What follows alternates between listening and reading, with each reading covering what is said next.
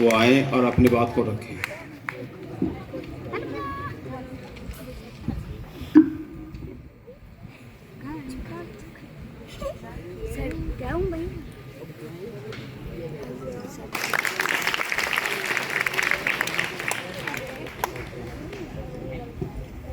आदरणीय प्रधानाचार्य महोदय और पार्श्व में विराजमान वरिष्ठ शिक्षक वृंद एवं समस्त कनिष्ठ शिक्षक एवं शिक्षिकाएं तथा विद्यालय परिवार के अन्य सभी सहयोगी एवं प्रिय छात्र एवं छात्राएं, आज हम सब जिस महामानव के पावन जयंती के अवसर पर यहाँ एकत्रित हुए हैं, उस अतुल्य महापुरुष का भारतीय स्वतंत्रता में अतुलनीय योगदान तो था ही, वो तो रहा ही है, लेकिन इसके साथ ही आज़ाद भारत में हर तरह के भेदभाव से मुक्त समाज का निर्माण हो, उसके लिए उन्होंने अथक प्रयास किया। इसके साथ ही विशेष करके महिलाओं के लिए, महिलाओं को समाज में उचित सम्मान मिले, उचित महत्व मिले, इसके लिए उन्होंने भरपूर प्रयास किए, क्योंकि उनको पता था कि ये महिलाएं, स्त्री जो है पुरुष दोनों एक दूसरे के पूरक हैं और उसके बिना समाज की, स्त्री के बिना समाज की कल्पना करना संभव नहीं है। आज भी हमारी सरकारों द्वारा जो भी योजनाएं चलाई जा रही हैं, उसका बीजोपन महात्मा गांधी जी ने अपने युग में ही कर दिया था। गांधी जी ने अपनी देश की संस्कृति से ही प्रभावित होकर, कहीं और से नहीं लिया, उन्होंने अपनी ही देश की संस्कृति में, क्योंकि वैदिक संस्कृति में ही स्त्रियों को समान अधिकार प्राप्त था, समान शिक्षा प्राप्त करने का अधिकार था, वो पुरुषों से शास्त्रार्थ करती थी। उसी से ही वो प्रभावित होकर स्त्री पुरुष की समानता को महत्व दिया। उनको पता था कि ये जो आज़ादी का सपना हमने देखा है, बिना स्त्रियों के सहयोग के संभव नहीं है। वो कहते थे, उनका कथन था कि महिलाओं को कमजोर समझना निंदनीय है, यह पुरुषों का महिलाओं के साथ किया गया अन्याय है।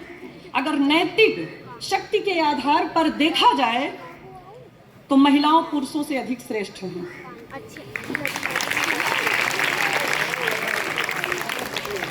उन्हें पता था कि महिलाएं जो है, बहुत सारी महिलाएं आज के समाज में भी परावलंबी हैं, वो दूसरों पर ही जो है आश्रित हैं, क्योंकि पुरुष प्रधान समाज रहा है। महिलाओं को एक बस उनका काम था कि घर के कार्य करेंगी वो, उनको और कोई काम नहीं है। लेकिन उन्होंने वो सोचे कि महिलाओं को आत्मनिर्भर बनाया जाए, उसमें स्वावलंबी की भावना आए, जो है ये दो पैसे उनको मिलेंगे तो अपने आप उनमें आत्मनिर्भरता की भावना आएगी, उनसे उनका आत्मबल बढ़ेगा। इसके लिए उन्होंने चरखा अभियान चलाया, चरखा चलाने का जो है प्रशिक्षण दिया उन्होंने अपने सहयोगियों के साथ, जिससे महिलाओं को दो पैसे प्राप्त हुए और वो स्वावलंबी बनी। इसके तहत उन्होंने आगे भी उन्होंने महिलाओं को अपने आंदोलनों में शामिल किया, क्योंकि वो जानते थे कि कम से कम आधी आबादी अगर उनके साथ है, महिलाएं उनके साथ हैं, तो पुरुष भी हो जाएंगे, वो कर लेंगी। उनमें क्षमता होती है कि अगर वो साथ रहेंगी तो अपने साथ पुरुषों को भी कर लेंगी। कई ऐसी बहुत सारी ऐसी महिलाएं थी जो अनेक आंदोलनों में भाग ली हैं। सरोजिनी नायडू जो गांधी जी के विचारधारा से प्रभावित होकर के कई बार जेल भी गई हैं। तो इस तरह से कई सारी महिलाओं की जो है इसमें भागीदारी रही है स्वतंत्रता संग्राम में। दूसरी चीज, एक किसी महिला ने जो है एक बार महात्मा गांधी से कहा कि स्त्री के साथ दुर्व्यवहार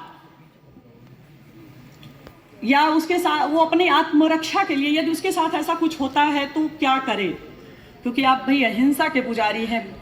तो उन्होंने कहा कि जब भी स्त्री के साथ कुछ ऐसा दुर्व्यवहार होता है, कोई ऐसी घटना होती है, तो उसे हिंसा और अहिंसा पर विचार नहीं करना है। ईश्वर ने उसे जो नाखून, दांत वगैरह जो भी दिए हैं वही उसके हथियार हैं, और उसके लिए उस समय क्या है, आत्मरक्षा ही उसका परम धर्म। आत्मरक्षा से बड़ा कोई धर्म नहीं है, उसे अपनी रक्षा करनी चाहिए। और आज हम लोग इसका उपयोग भी करते हैं, इससे हमें आत्मबल प्रदान होता है, जो मिलता है आत्मबल आज भी। जब 1917 में महात्मा गांधी जी ने चंपारण में सत्याग्रह चलाया तो उस समय जो है उनका उससे उस सत्याग्रह से खास करके महिलाओं को जोड़ा और उससे महिलाओं के जीवन में अभूतपूर्व परिवर्तन आया। उन्होंने स्वच्छता से जोड़ा, स्वच्छता को महत्व दिया। अधिक से अधिक महिलाएं स्वच्छता में शामिल हुई उस अभियान में।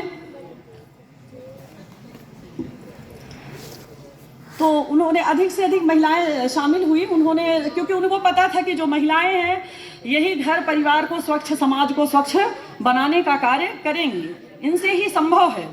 इसलिए मैं ज़्यादा नहीं, बस थोड़े से जो कुछ हमारी सरकार की योजनाएं हैं जो गांधी जी से प्रभावित हो करके जो है इनके जो विचार हैं इन्हीं से प्रभावित होकर के आज जो हमारी सरकार की योजनाएं हैं जो महिला सशक्तिकरण के लिए कुछ क्रियान्वित की गई है वो हैं।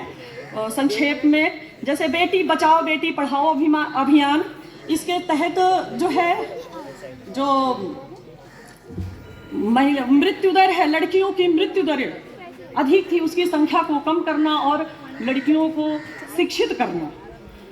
दूसरी जो है सुकन्या समृद्धि योजना, यानी उच्च शिक्षा के लिए आप पैसे और 10 वर्ष से कम आयु में ही इसको खुलवाना पड़ता है बैंक में जाकर के, सुकन्या समृद्धि योजना, और 20 वर्ष के बाद आप अपने बच्चे को उच्च शिक्षा प्राप्त करा सकते हैं उसके लिए।